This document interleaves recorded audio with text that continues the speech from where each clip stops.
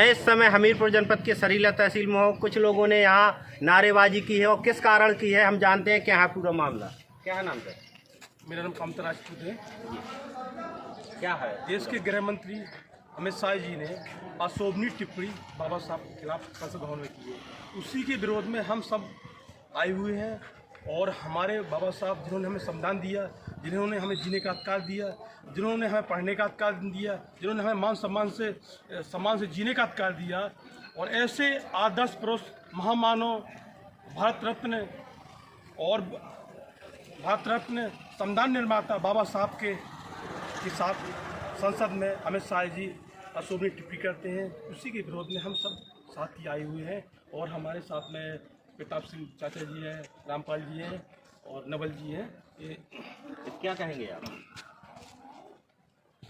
जो अमित शाह ने राज्यसभा में टिप्पणी की है बाबा साहब की कि कुछ फैशन सा चल गया है, अंबेडकर अंबेडकर अंबेडकर आदित्यता नाम भगवान का लेते तो 7 बार स्वर्ग बन जाता।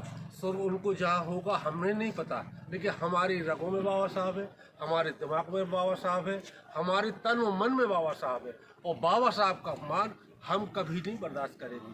साथ ही 1950 में 26 जनवरी 1950 में जब संविधान बना, गोलवरकर इनका वीर सावरकर कहलाता है, जिसने 26 बार माफी मांगी है। उस समय संविधान को जलाया था और बाबा साहब की जो है पुतले को जलाया था। ये गोलवलकर सावर की संतानें हैं जो अंग्रेजों के साथ मिलकर के इस राष्ट्र के स्वतंत्रता संग्राम सेनानियों का फांसी तक पहुंचाया है।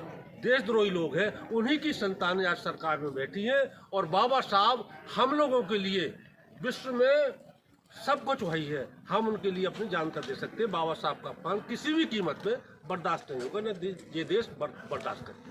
बाबा साहब अमर रहे, बाबा साहब अमर रहे, बाबा साहब अमर रहे, बाबा साहब अमर रहे।